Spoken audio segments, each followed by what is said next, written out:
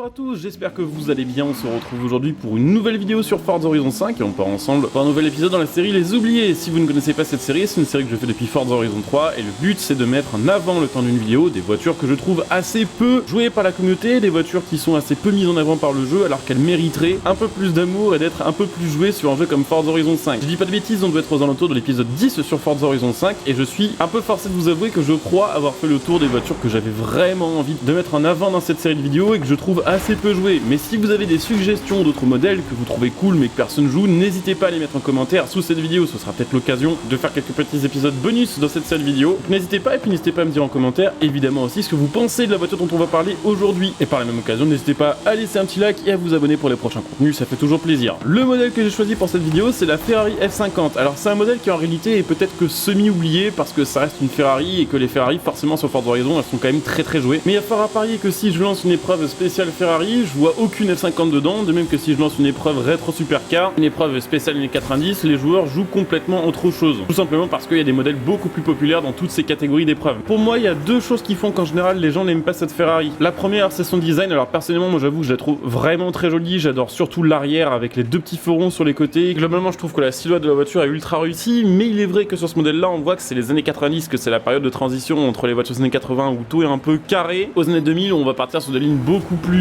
travaillées et épurées. Du coup, c'est vrai que dans les voitures des années 90, on retrouve beaucoup de modèles avec des designs un peu chelous, beaucoup plus encore que dans les années 80, où il y a pourtant eu pas mal de constructeurs qui ont fait un peu n'importe quoi niveau design, avec par exemple Aston et sa Lagonda et Nissan et son Escargot, qui sont tout droit sortis de l'esprit de designer à l'esprit malade. Personnellement, je la trouve très jolie, mais je sais qu'il y a pas mal de gens qui trouvent pas ça très jolie. Chacun ses goûts. Après, la deuxième raison, à mon avis, qui est celle majeure au final, pour laquelle cette voiture n'est pas très jouée sur le jeu, c'est parce que cette voiture fait partie des grosses supercars de chez Ferrari et que sur le jeu, on a deux autres modèles de Ferrari sortis juste avant celle-ci et juste après sur exactement la même gamme. D'un côté, la Ferrari F40, que tout le monde connaît, que tout le monde adore, et de l'autre côté, la Ferrari Enzo, qui est elle aussi ultra appréciée. C'est vrai que si on a le choix entre la F50, la Enzo et la F40, je pense que 50% des gens vont prendre la F40, 40% vont prendre la Enzo, et seulement les 10% restants vont éventuellement considérer le fait de prendre la F50. Donc personnellement, je la trouve assez jolie. En plus de ça, côté performance, c'est vraiment bien. C'est un V12 4 litres 7 qui sortait quand même aux alentours des 520 chevaux pour l'époque. C'est une voiture assez légère pour une caisse V12, ça faisait 1300 kg environ. Propulsion 0 à 100 en 3,8 et vitesse de pointe aux alentours des 325 km/h. Donc clairement, pour l'époque, il n'y avait pas grand chose qui arrivait à suivre. D'origine, cette voiture est en A789, donc on a un petit peu de marge pour le mettre en top A800, mais c'est surtout une voiture intéressante à jouer à mon avis en top S1. Et c'est une voiture qui est pas si rare puisque vous pouvez l'avoir au concessionnaire pour à peine 2 millions. Alors certains vont dire que 2 millions c'est beaucoup, oui c'est beaucoup quand on commence à jouer à Forza Horizon 5, mais après quelques heures de jeu, entre les wheel spin, les super wheel spin, le jeu est beaucoup trop facile, vous aurez probablement des millions à dépenser. Alors pourquoi pas investir dans une F50 plutôt que dans une autre voiture. Alors après il est vrai que niveau maniement c'est assez spécial d'origine en tout cas. C'est assez marrant parce que je trouve qu'au niveau du comportement cette F50 me fait penser à une 205 dans le sens où c'est le genre de voiture avec lesquelles il faut absolument prévoir ses trajectoires à l'avance et il faut surtout ne pas lâcher l'accélérateur en courbe sinon la voiture se redresse et c'est le drame. Donc c'est une voiture qui prend des grosses vitesses mais je dirais que d'origine elle a peut-être pas assez d'appui par rapport au perf qu'elle a et autant c'est une voiture ultra efficace s'il n'y a pas d'imprévu en courbe, si vous savez quand plonger dans votre virage et comment doser votre accélérateur pour garder un max de motricité. Autant dès qu'il y a le moins d'imprévu cette voiture devient ultra dure à manier. En plus de ça on a des énormes pneus à l'arrière donc au moment où ça commence à dégripper c'est ultra dur de récupérer le grip. Par contre les performances en ligne droite sont quand même très chouettes. On a un excellent freinage, un design de fou et un son de moteur unique. Donc rien que pour ça c'est une voiture que je vous conseille de rouler. Après évidemment il va y avoir des améliorations à installer dessus pour la rendre un peu plus efficace. Cette voiture a pas mal d'améliorations disponibles. Alors je vous le disais, cette voiture pour moi c'est une voiture qui va être plutôt intéressante à jouer en top S1 plus qu'en top A pour avoir un peu plus de marge d'amélioration et avoir des swaps évidemment disponibles sur cette voiture là en sachant que un des swaps disponibles sur cette voiture là est le swap de la Ferrari F50 GT qui est le V12 Racing et qui vient du coup de cette version course de la F50. C'est le même moteur, le V12 en 4 litres 7. Donc ce swap est pour une fois j'ai envie de dire pas trop contre nature. Après le moteur de base en biturbo il va sortir quand même aux alentours des 1000 chevaux et ce sera largement suffisant pour une voiture comme ça. Donc je vous le disais, mon but c'est de la mettre en top S1 donc on va essayer d'améliorer beaucoup le châssis, de mettre pas mal d'appui et la bonne nouvelle à ce niveau là c'est que cette voiture là fait partie des rares voitures de Forza Horizon 5 à avoir le kit Forza de disponible sans l'aileron ultra moche. Là on a simplement une petite lame qui va se mettre en dessus de l'aileron classique ce qui va nous permettre de régler l'appui, ce qui va nous permettre d'en avoir un peu plus sans avoir une gueule de voiture sortant d'un GTI Mag. Donc voici mon build en top S1, on est aux alentours des 600 chevaux pour environ 1200 kg avec surtout le châssis amélioré et surtout 10 sur 10 en freinage qui va nous permettre de fumer absolument tout le monde au freinage et ce qui croyez-moi va être utile. Et surtout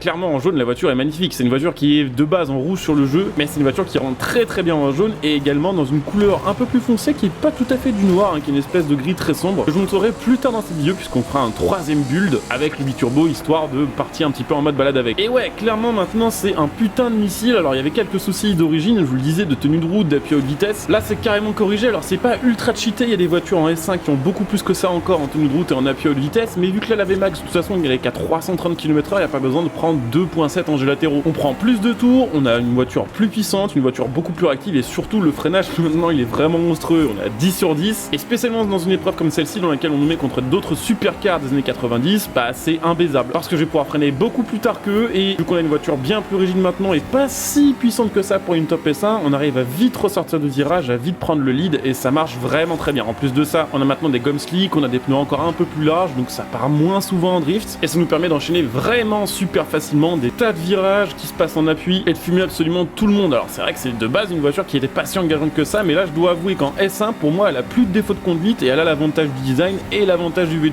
Je voulais aussi vous montrer un petit build avec la voiture en noir mais surtout un petit build de balade puisque je sais que parmi vous certains sont peut-être intéressés par certaines voitures juste orientées balade sans forcément à chercher quelque chose d'absolument méta tout le temps et ça fait plutôt bien le taf aussi. Alors là je l'ai mise au max histoire de voir un peu ce que ça pouvait donner. On est donc en S2 mais on n'a pas mis de swap ni les 4 roues motrices. Bon déjà on a mis le biturbo ce qui est un peu abusé sur une voiture comme ça mais ça sort presque 1000 chevaux et vu les sensations qu'on a avec une voiture comme ça au volant je pense qu'on oublie vite le fait que c'est pas très Charlie de lui mettre le biturbo. Alors c'est vrai que cette voiture prend pas tant que ça en VMAX par contre ou alors c'est peut-être à cause du réglage d'appui que je lui ai mis mais par contre un truc qui est surkiffant c'est que en vue intérieure avec la voiture est ultra basse et qu'on a quand même un grand pare-brise on est vraiment genre au ras du sol, on a l'impression de conduire un karting mais on n'a pas l'effet un peu claustrophobe qu'on peut ressentir sur certaines voitures ultra puissantes, ultra performantes qui ont des micro pare-brise qui ressemblent plus à des meurtrières qu'autre chose d'ailleurs. Du coup je trouve que c'est hyper facile de se positionner en virage et même pour de la balade ça fonctionne très bien. D'ailleurs j'ai croisé un autre youtubeur qui est en train de record probablement une petite vidéo en mode balade sur Forza Horizon 5 qui est en train de rouler. J'ai essayé de lancer des duels en face à face avec eux, personne n'a accepté. Alors peut-être que je les faisais chier, peut-être que je faisais un peu tâche avec ma 50 au milieu de leur Golf R, Stage 12 Carto Pop and Bang. Et je pense qu'ils ont surtout compris que bah clairement niveau châssis ça allait être compliqué de faire aussi bien qu'une F50. Donc pour résumer, c'est une voiture qui est un peu chère, c'est une voiture qui de base a certains défauts, mais il faut pas oublier que c'est une voiture des années 90 et que pour l'époque